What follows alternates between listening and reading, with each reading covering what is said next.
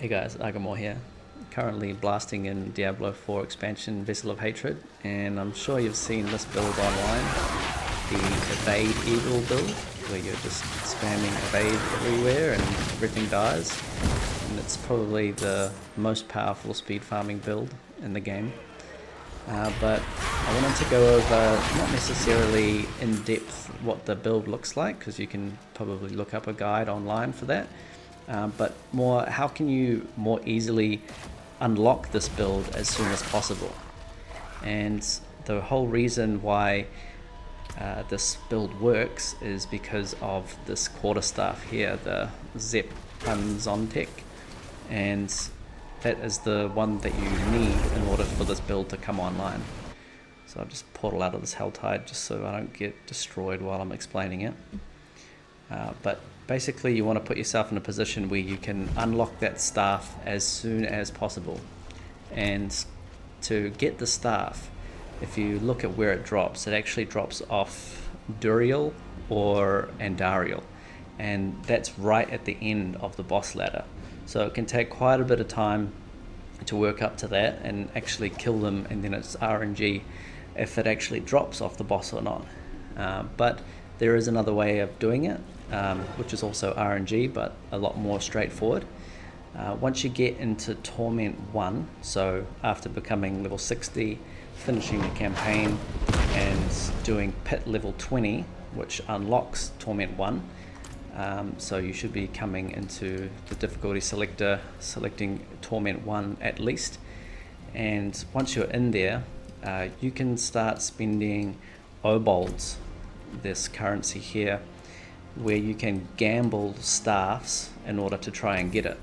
So the one that you want to gamble is the quarterstaff, because this is a quarterstaff and it is a bit expensive. It's 100 Obols per time, but it took me about, I think it was between about 15 or 20 tries before I actually got it. And when I first got into Torment 1 and to the vendor, I already had 600, so I just spammed 6. So you can just... Oh, look at that, Rod of Kepaleki. And when I first came into the first time trying it with the 600, on the 4th one I actually got the Rod of Kepaleki as well. And that's good for other builds, but obviously for this build we want the Zep Zontech.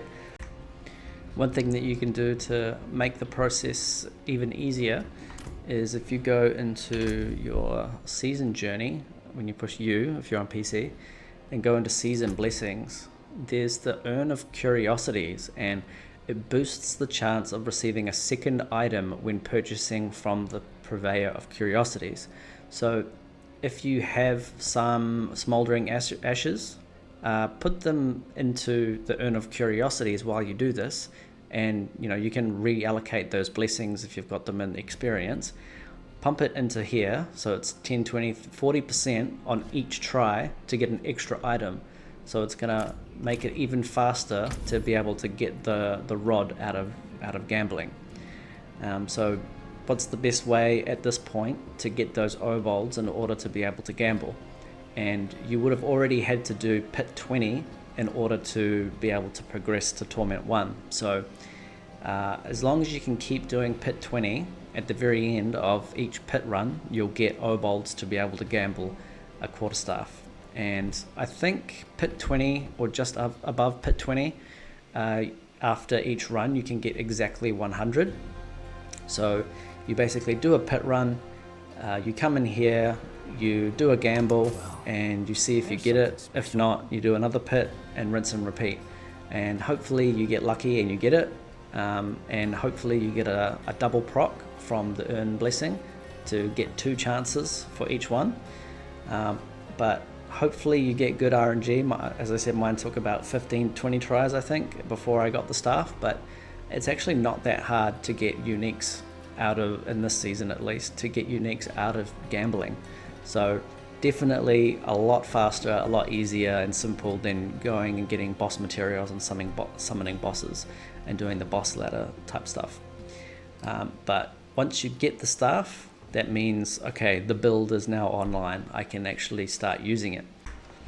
Also, when you get the staff, you're going to be casting evade a lot, and by default, if you're on PC, evade is mapped to spacebar, and you don't want to like consistently be just hammering your spacebar all the time. So you want to put something else for your evade. I just added an extra one. I put X as evade because it's a bit easier to get to. But even with X being my evade, I didn't want to sit there consistently just hammering away at it.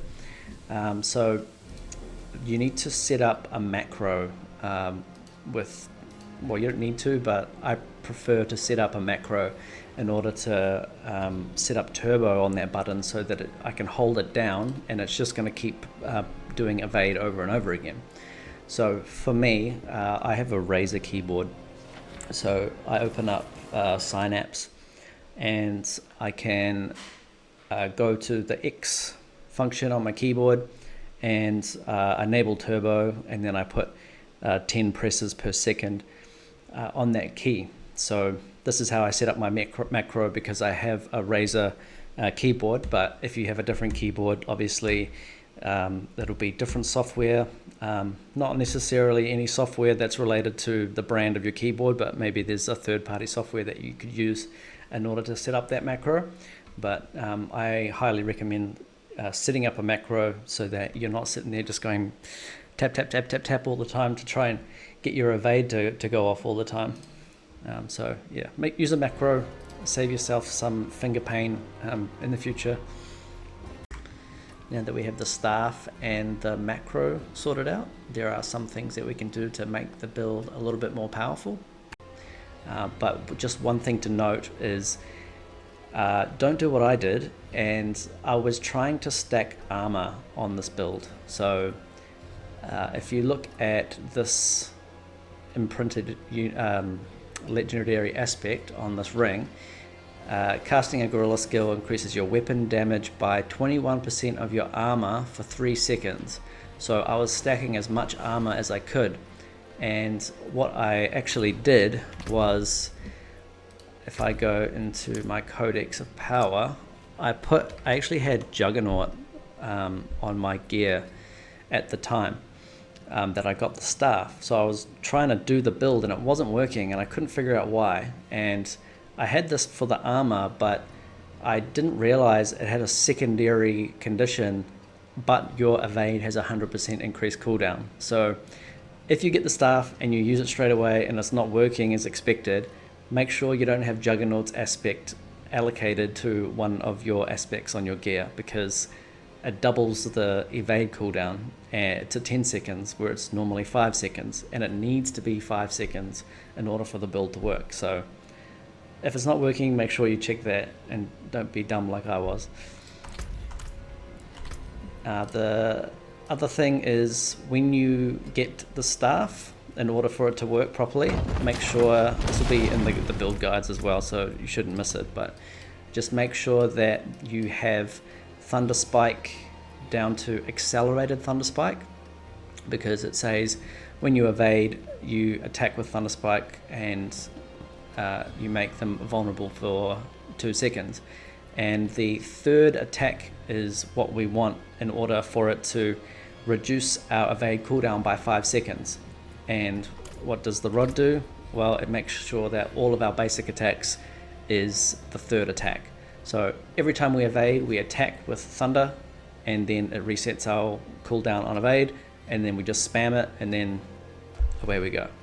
So make sure you have that correctly set up in your skills. And once you have that, you can start blasting through and killing everything. But one other unique that is most critical, not 100% needed, but really the next thing to aim for, is Loyalty's Mantle. Because while your Spirit Hall choices match, their bonuses are 100% more potent. So all of our damage is coming from the Spirit Hall of Eagle, because when we do evade, we fling the Storm Feathers, and that's where all of our damage is coming from. So when we trigger that, and we have both of our Spirit Halls as Eagle, we trigger this helmet here, and our bonus damage is 100%, so doubled essentially. So that is a really big damage upgrade. So the first thing you should do after you get the staff is go for that. And then everything else is just kind of complementary. So the other thing is making sure that you have this for casting a gorilla skill, increases your weapon damage, and then you stack as much armor as you can, without putting Juggernaut on, of course. So making sure you have like total armor % on your neck. I got lucky with a GA there. But stacking it as much as you can, and the easiest way to trigger a gorilla skill, I mean at the moment it's not that great for me because I just use Armored Hide, but what you want to do is get the correct rune combination for, like, you know, invoke the Sorcerer's Meteors. There's one where it's like invoke the Stomp for Spiritborn, which is a gorilla skill. I haven't got it yet myself, but that's essentially what you want in order to make sure you always have that weapon damage bonus applied. And then, I mean, once you have the staff, the helm, and you've got the triggering on the gorilla skill giving weapon damage, you're gonna be just good to go. So other than that, that's all you really need in order to make sure the build comes online as soon as possible. So hopefully some of this stuff that I touched on helped you out and helped you to get to getting this build online as soon as possible. So if it did and it helped you out, then please leave a like and subscribe and comment, and I'll see you on the next one. Cheers.